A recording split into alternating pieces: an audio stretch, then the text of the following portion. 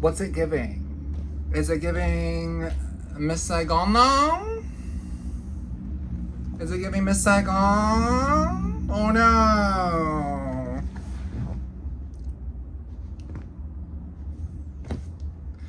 My parents went to Vietnam and I found this hat laying around here and I was like, oh. It's giving, do you know, what's the name of that Mortal Kombat character? Do you know the one I mean? I was more of a Street Fighter player, but... Is it giving, I work the rice paddy from the day I wake up to the day I go to bed?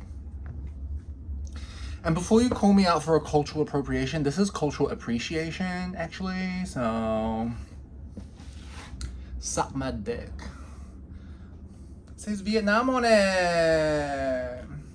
Okay, so I have to wear black today. I don't have black shorts, but we have a funeral in our family.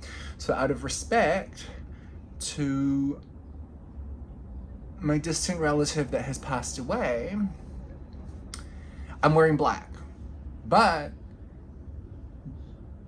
I won't show you the back of my t-shirt because... Actually, you know what? I will. Maybe I will. Who knows? You don't know what's gonna happen on this channel. I bet you didn't expect this. Look at this. This is a work of freaking art. Look like the lotus flowers and like... Oh my god. That's definitely a lotus flower. I'm really into lotus flowers. I've been into lotus flowers since I went to India. But let me put this back for 1 second. Because my mom's gonna kill me if I break it. Hi, how are you doing? What's going on? I'm back in New Zealand. Let's not get too close to the camera, you'll see all my imperfections. My skin is like leveling off again. I think it's because I'm like happier and you're just gonna have to forgive the noise because I live in the central business district and there's a lot of noise. I don't know what to tell you. There's a lot of noise. I'm used to it. I lived in New York, so noises are like... I lived on like 42nd Street, around the corner from Times Square. Like, this is nothing. This is nothing, babes.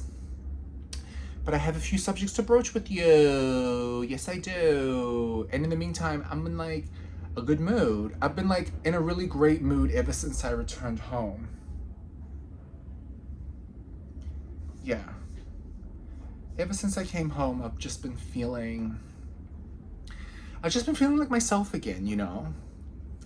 And it was getting kind of scary being in LA, and I think the act of transference is very real.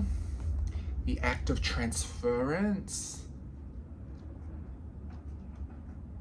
Do you know what I mean? Like transferring energy onto another person and absorbing it. I think that's very real. And I was just starting to feel that happening in Los Angeles. And the thing is, like, LA's like...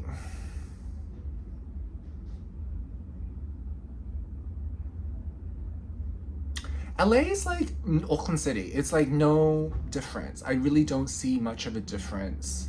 And for me, like, if I'm going to live anywhere outside of where I grew up, I want to live in a place that's like completely and totally different. I don't want to live in like a bigger version of Auckland City. Do you know what I mean? Like, when I moved to Texas is a very different state. There's no place in the world like Texas. When I moved to New York is a really amazing place. There's no place like New York.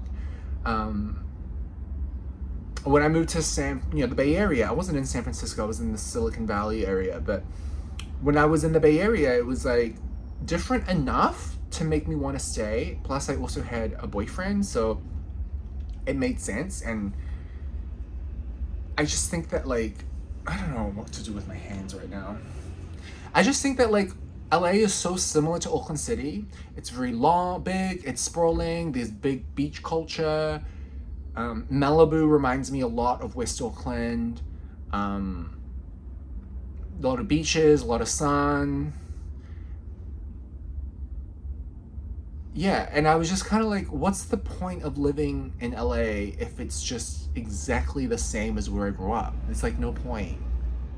Do you know what I mean? Like, I like to get cultural experiences where I'm living in a place and I'm feeling like I'm like in a different place. Whereas LA, I don't feel, it's just like, I don't know. I think a lot of people are kind of, I don't know. I don't know. I just think it's really overrated. I think it's a beautiful city, but why would I live in a place that's exactly the same as where I grew up? I may as well live where I grew up. Yeah, where it's prettier, by the way, and less traffic. Still a lot of traffic, but less traffic. And people here are just more chill. People are getting less chill on the roads, I will say. People in Auckland City are getting really aggressive. I got a note. I don't know if you saw my Instagram stories. A person left a note. I used street parking, and someone had the audacity to leave a note on my car saying,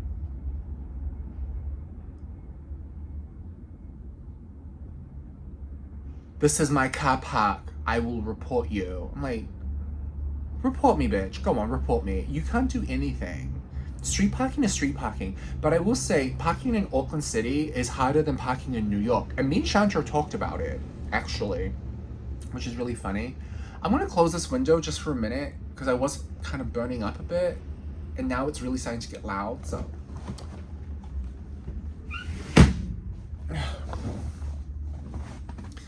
Yeah, I'm back and I'm happy. And yeah, Shanta came over. Listen, I don't bring anyone over to this place. This place is like a secret, okay? The fact that I'm showing you is like, you better feel very lucky.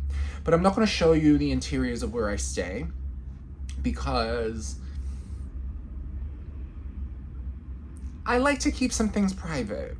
You know, I share a lot of my life online and I have no problem with it. Like, my life is an open book.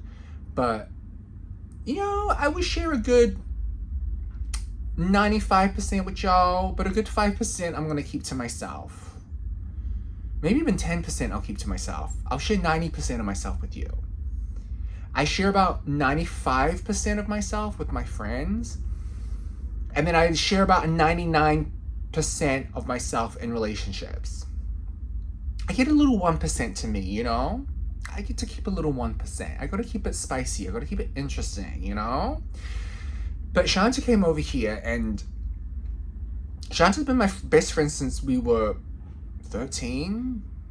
I'm about to be, it's like over 20 years. And she's walking up the stairs, and she's like, I've never been to this place before.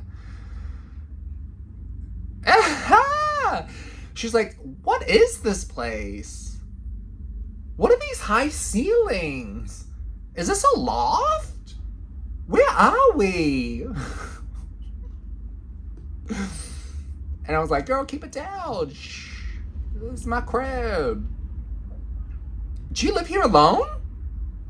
Yeah, I live here alone. This is the thing. In Auckland City, especially where I'm at in the Central Business District, it's very commercial, so there aren't a lot of residential places, especially where I'm at. I'm on like sort of like the western side, but Auckland City is the type of place, it's like one of the toughest real estate markets in the world, like top 5 toughest real estate markets in the world. Average house prices are $1 million, period. And that's just like a very average home. Apartments are a little cheaper for sure. But most people can't afford to live by themselves. A lot of people have roommates. Even if you are fortunate enough to buy your own house in Auckland City, like the central area, chances are you're going to have roommates to help make ends meet. So a lot of people, even in their like 30s and 40s, I would say even 50s, have to share their living space. It's a really big luxury to live on your own. And I've always had this available to me. I've just been like really craving adventure and wanting to travel the world and see different things. I'm a Sagittarius. Do you know what I'm saying? Like that's just who I am, and that's what I like to do. But now I'm really feeling the call to come back home. I do have a return ticket to LA, but I think I'm gonna cancel it because I just feel happy here. Yeah, I don't want to go back to an environment where I'm going to be unhappy. And I have everything that I need here. Like, I literally have everything that I need. I don't need to slum it anymore. And I've always had this sort of like at my disposal. I've just never called upon it. Do you know what I'm saying? Like, I always knew in like New York and LA and like overseas, I was like, if like all else fails, I still have a very nice life to go back to in Auckland City. And yeah, that's it. I'm very happy here. Yeah, I'm very happy here.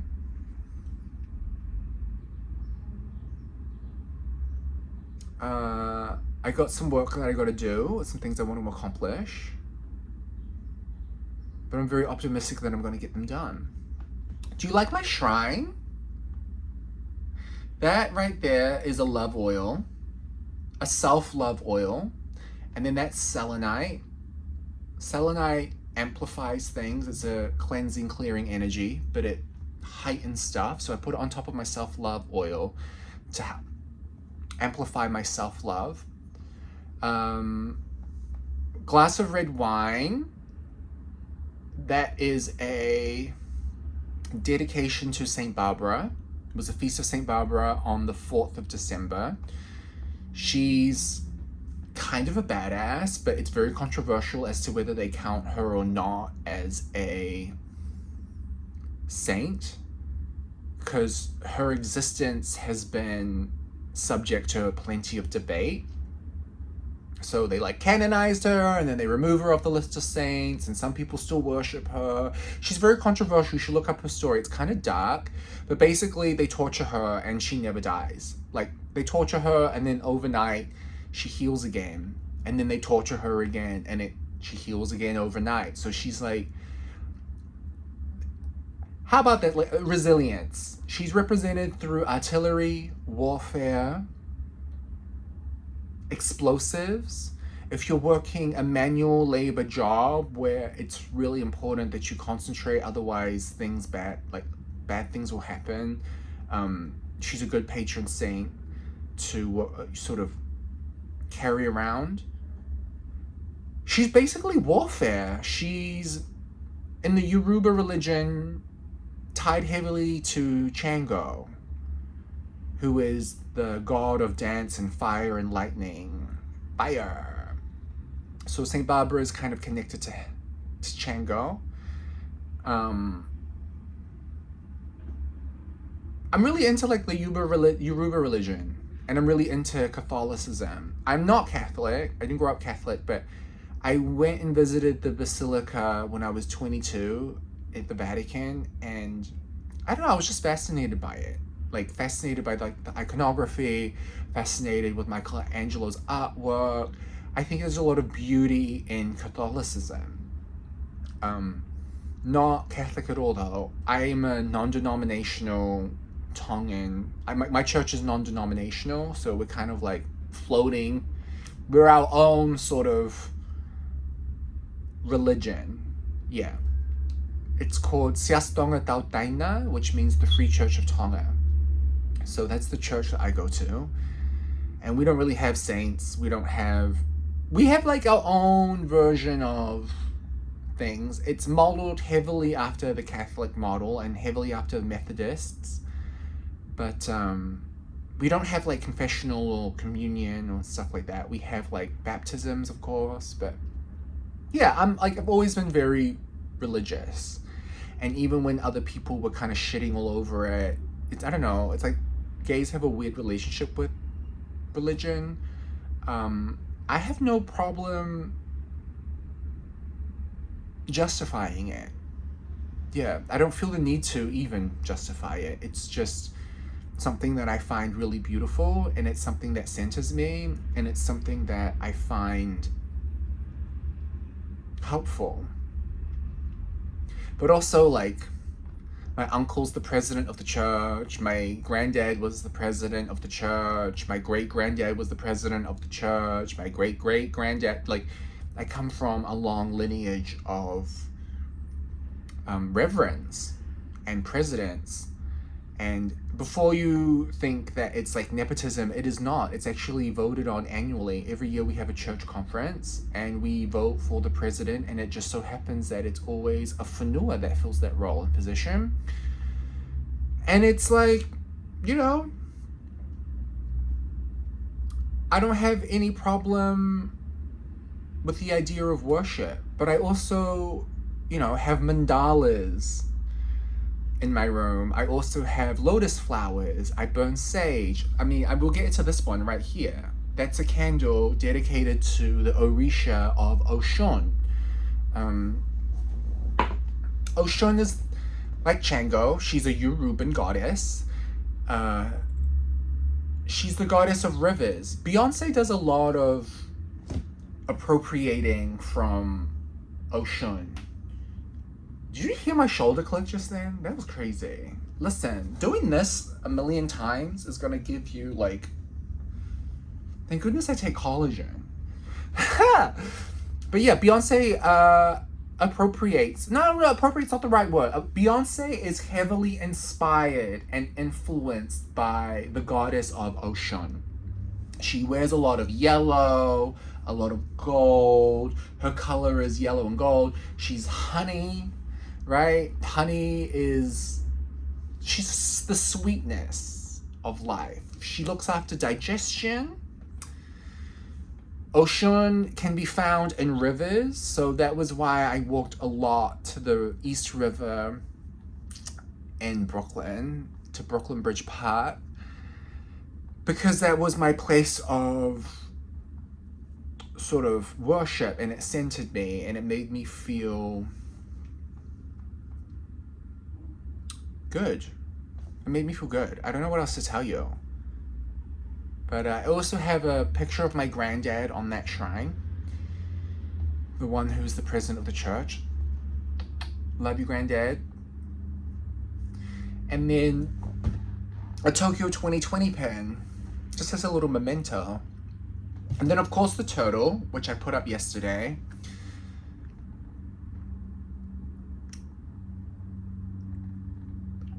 Turtles make me smile.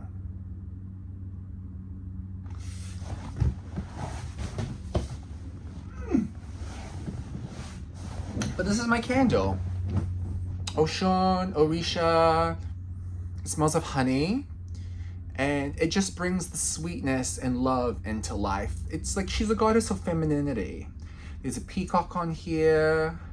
There's a mirror, because obviously she's vain. And I'm not sure what this is. It looks like some type of leaf, maybe a palm leaf. But there's like so many different Orishas. Yeah. And before you start accusing me of doing spells, I'm not that kind of person. Yeah. I'm really interested in spirituality. I'm a very spiritual person. So let me put this back. Let me put this back real quick. Let me put this back.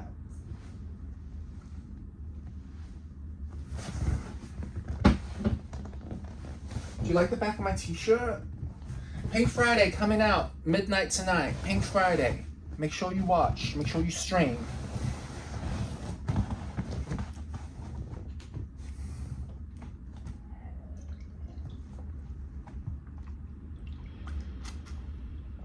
But yeah, I'm like, one of the telltale signs that I feel, oh my god, this is gonna annoy me.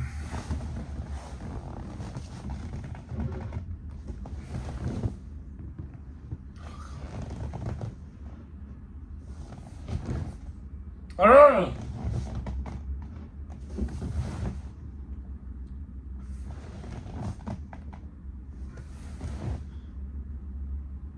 It's like bothering me so much. Here we go.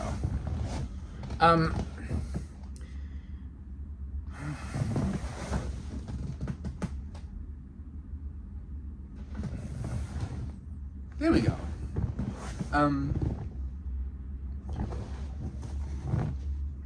One of the telltale signs that I can see that I'm returning back to myself is that I start to feel happy for other people again.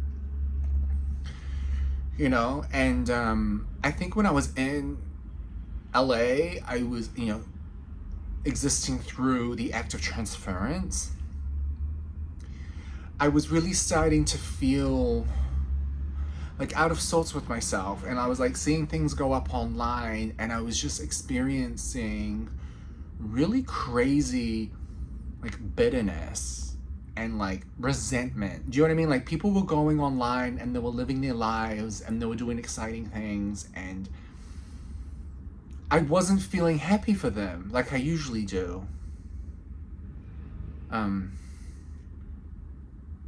Which is really unlike me.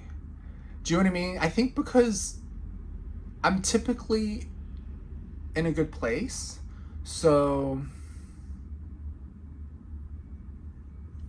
when I'm in a good place, I find it really easy to be happy for other people. And I was waking up in the morning, I was like, screaming into my iPhone, dropping F-bombs left, right, and center. I was really upset. And now I just realized that that was a reflection upon myself and like the miserable place that I found myself, and like that wasn't anybody's problem and that wasn't anyone's fault but my own, and it was up to me to kind of dig myself out of that hole. And I was always going to come home like sort of around my birthday, which is next Friday. Oh my god, I'm turning 34, crazy. Yeah, it was going to be around then, and I just didn't want to stay like any longer than what was necessary.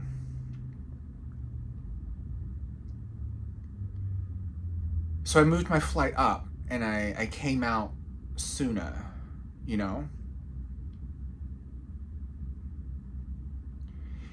I think that finding it in your heart to be happy for others is a really big sign of like emotional maturity. And I was being really emotionally immature and I couldn't recognize myself, and I think it was because I was just getting trapped and locked in this environment that was not conducive to my happiness.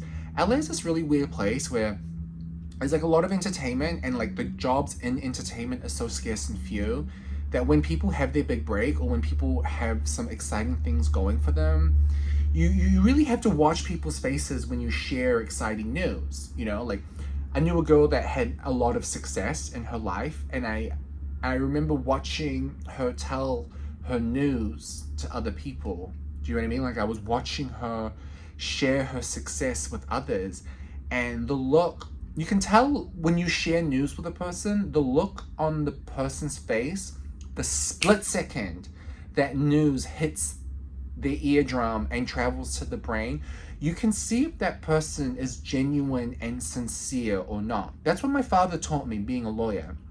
He was like, look at a person's eyes and look at their face. The split second something hits the brain is when you're going to get your answer. And that's how I can tell when a person's lying. I'm very good at being able to tell when a person's lying, because you'll be able to see it in that first instinctual moment. And I saw this girl sharing exciting news with people, and the way people would oh my god, I'm so happy for you. It was like the shock. Do you know what I mean? Where people were like smiling with their teeth and kind of going through the motions of happiness, but they were kind of like that smile with no glow in the eyes. Do you know what I'm talking about? Because when you're supposed to smile with your eyes. But the smile that they would do was like this It was like going through the motions of being a good person without actually being a good person. That's my impression of LA. They go through the motions of like social decorum, but they aren't really thinking and feeling that way. I'm just too New York for LA, period. Because you're gonna know where I stand with you. You are gonna know where we stand, bitch. That's how I am. I'm not gonna have these pleasantries and this fakeness and this niceness. I'm going to keep you away. Like, fuck off. If I don't like you, I don't fuck with you, I'm not talking to you. I'm nodding, I'm smiling, I'm being respectful, I will be cordial. But if I don't like you, I don't like you, bitch. And I'm not gonna pretend like I do. LA is a place where like there were all these like fake ass friends, you know what I'm saying? They're like fake ass friends. And no sincerity. And it was just like, I can't live like this. Like I can't live in this environment with all of this around me. Yeah, it's like, it's not me. And the thing I love about New Zealanders and Kiwis is that everybody here is like low-key competitive, but they're like also really kind of lazy. I don't know. People here are competitive about weird shit, like different shit, but again, like you kind of know where you stand with people here. Yeah. Which is like comforting to know. And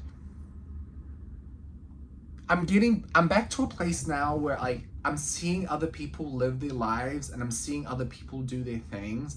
And I'm like, yeah, go you. I wish I was there with you doing those things, but I'm happy that you're experiencing the highest joys. I'm happy that you're experiencing pleasure. I'm happy that you're having fun. And hopefully one day giving out this love is going to circle back to me and give me love back. Do you know what I'm saying? My shoulder clicked a little bit there. Being resentful and bitter of other people's success and living their lives and living good lives doesn't lead you closer to success and goodness and positivity. It just drives it away. Does that make sense? I really think that positivity begets more positivity. Yeah, and I've always been that person, and I think in many ways that's why my life has been so blessed, and I've been so lucky to see so much of the world and experience so much of the world and have so much joy in my life. I think that I've been very blessed, and I want to continue to be blessed, and I want to continue to have that happiness. And I think a lot of that is being in a good place, in a good headspace, and being happy. And although I know other people won't be happy for me, I understand now, maybe I needed to live through this experience so that I could better understand the mindset of others who perhaps are in places in their lives where they're miserable, or they're just like really emotionally immature. And because now I'm looking back at it like, I've always been like, why can't they be happy for me? Why can't they just be happy for me? And now I'm looking at it like, oh no, I know what that feels like. I know what it's like to be so miserable and unhappy within everything that you're surrounded by and all of what you're doing, that you're just incapable and it's impossible to be happy for others. I had to live that experience in order for me to empathize with it, in order for me to really begin to understand and sort of unpack it myself. Because I've never been that person. And I think maybe God was sending me this experience to be like, you have had so much joy and happiness in your life and you can't understand misery. Let me send you a little bit of misery your way so that you can begin to understand how others might feel.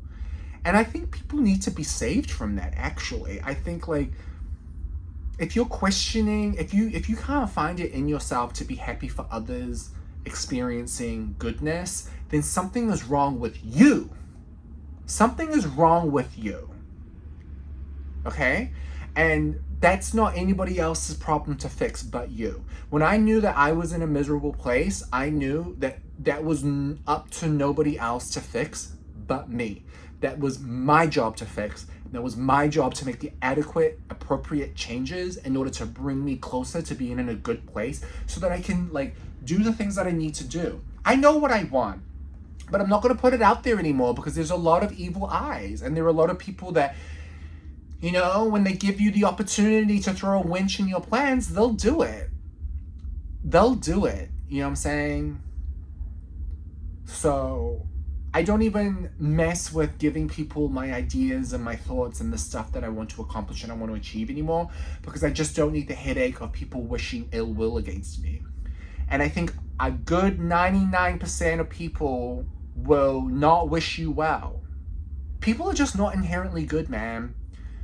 And it's like a really pessimistic view, but when you read scripture and you study ancient texts, you know, the Bible, and you look at history, you see that like jealousy is a destructive force. Envy is one of the most destructive forces. Like just destruction itself is like very real. And, you know, if people aren't capable of creating happiness for themselves, they'll just seek to destroy it in other people. I've seen that happen firsthand with my own two very eyes. And I'm like, no, I gotta protect my spirit. I gotta get amongst family. I gotta get amongst my sisters. I gotta be humbled. Do you know what I mean? I gotta be humbled. And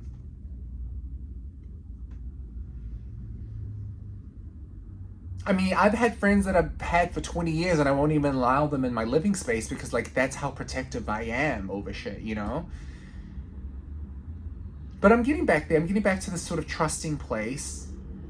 I'm getting back to a place where I'm becoming a little bit more open. But yeah, I think people need to make those changes, those serious changes for themselves. And it takes a lot of bravery. It takes a lot of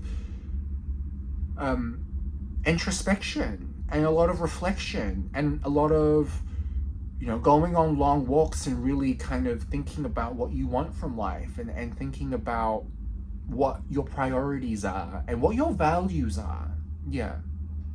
Values are, you know, they say values make the man or the woman or the person, whatever. But like, I really truly believe that. Like, your values speak volumes about who you are as a person. They speak volumes about your character. And too long I've been surrounding myself with people who just have like misaligned values. Our values don't align.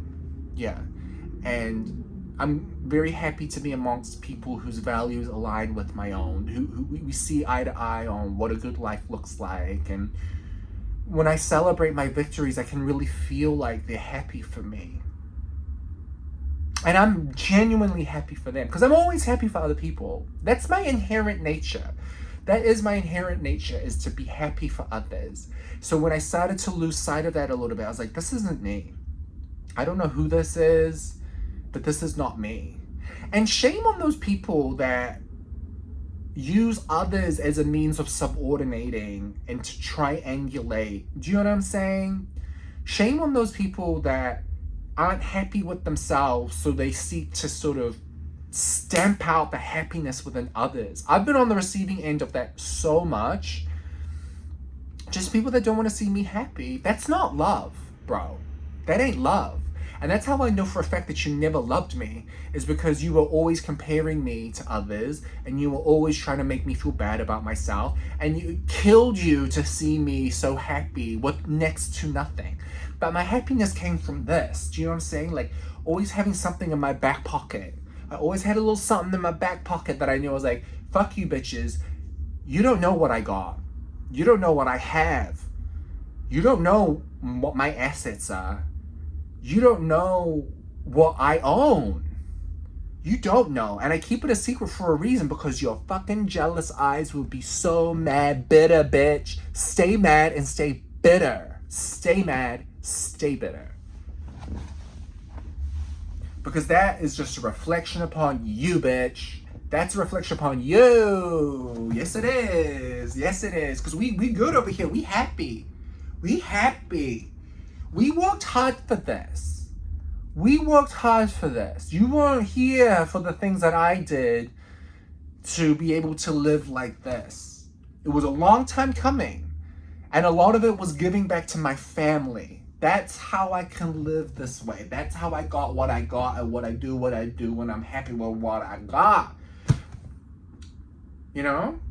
When you give out good, you get good back. That's it. And the amount of times I've like shared my hotel with people that I loved, I've shared my accomplishments with people that I've loved, people that I've shared a fucking bed with and built a life with, and the way they just shat all over it because they were jealous. Because they were jealous. That's it. Jealousy is a destructive force. It's the most destructive force you will ever find. Take that jealousy and put it in your little gas tank and let it project you to goodness. How about that? But no, that's too difficult, and people are fucking lazy. So what do? They just take your goodness and they just try to shit all over it.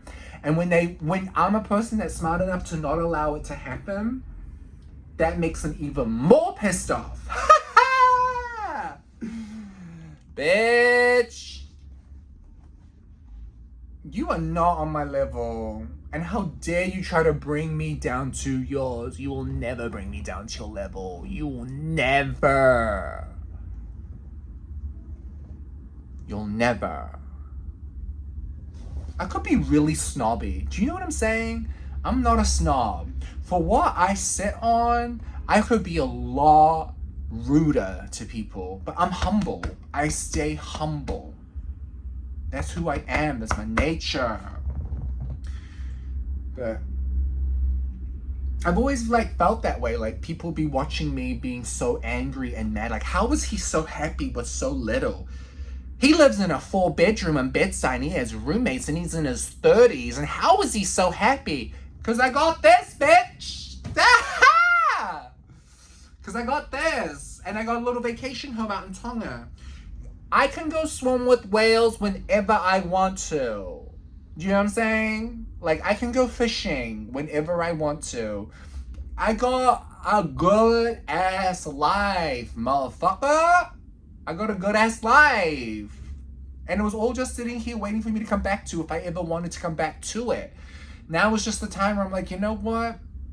The world's burning, it's on fire. Maybe it's time to go back to New Zealand. What I love about here, and I'm going to leave you with this, is that like you can see the enemy coming from a mile away. When you live on an island, it's not like Europe. Do you know what I'm saying? It's not like America where like your border is like you can easily invade a border, bro. Like New Zealand, you're on an island, so you see the enemy coming. You gotta land your airplane somewhere. You gotta land your ship somewhere. So like, no. Turn your little boat around and go back to where you came from. Do you know what I'm saying? Like, that's one of the amazing benefits of living on an island. Yeah, it's secluded. Yeah, it's like isolated. But, bro, like, New Zealand when I was growing up, New Zealand was a population of less than 4 million. We're at 5.5 mil now. We're over 5.5 million here. And I like it. I do like it. I'm multicultural. I'm very multicultural. Very cosmopolitan. But, like, people want to be here. It's not easy to move to New Zealand, dude. It's not easy to move out here. It's damn near impossible, but it's paradise. It is paradise. So, yeah, I'm like tapping out of the American rat race and I'm out here for a little bit. And don't think that my visa ran out or nothing. Like, my visa's good through 2024. I've chosen to not go back. Yeah. I've made that choice. Not many people have the decisions, and there are many people have like a lot of things at their disposal like I do. Now I'm getting cocky, so I gotta stop. But yeah, all the bitches that be looking through their phone screen, angry and upset at me, you can make changes to your life, okay? There's nothing stopping you from getting out there and doing what you want to do. There's nothing stopping you. Do you know what I'm saying? I'm in a position of privilege because I don't have a student loan. You know? I don't have debt. Bitch, I don't even have a credit card. Do you know what I'm saying? Like, I really be living within my means. So, let's not talk about money and let's not talk about our money situation because All you need to know is that I'm blessed and I'm very lucky and I have worked very hard for it in a lot of respect. But I'm ready to accomplish more and to get more from myself, and I'm ready to really give, and I know that what my skill sets are, and I'm really excited to go down this road of continuing to help people. Actually, I think that's like what I've been brought here to do, is to kind of help people elevate. Shift your perspective. Just change your perspective. Trust me. Emotionally mature. Become an emotionally mature person and watch the world around you just like begin to shift. When you can, one of the most amazing quotes I ever heard, I'm gonna leave you with this, is if you can change your perspective, you can change an entire generation. If you just shift your perspective. And instead of looking at what a person has and deciding whether they deserve it or don't deserve it or whatever, there's a reason why they got what they got, and there's a reason why you've got what you've got. And there's nothing stopping you from stepping your game up, but change your perspective. I challenge you to be happy for other people. That's hard, man. That is hard. But I challenge you to be happy for other people and watch everything begin to shift and change.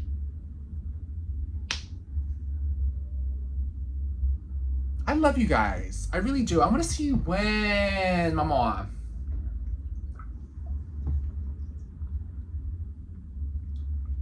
I want to see you win. I want to see you doing well. I want to see you giving back goodness and then receiving goodness. That's what life is all about.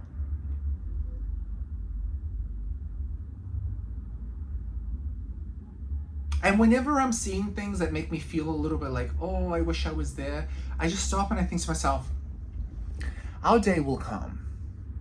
Our day will come. You can't rush God's timing. But our day will come. I know that. I know that. I believe that. I have faith. Faith. Keep the faith, babe. Keep faith. Have that faith. That foundation. Keep the faith. And never underestimate the power of prayer. I don't know what that farting noise was. It was embarrassing.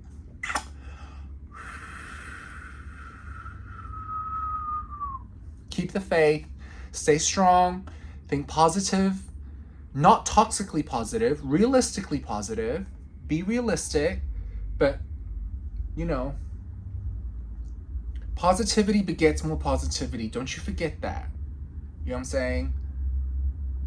And keep the negative Nancys away. The negative Nancys over here. This is the positive side. Keep the negative Nancys away. Tell them to go over there and mind their beeswax. Bees, honey, Ocean. Honey is Ocean.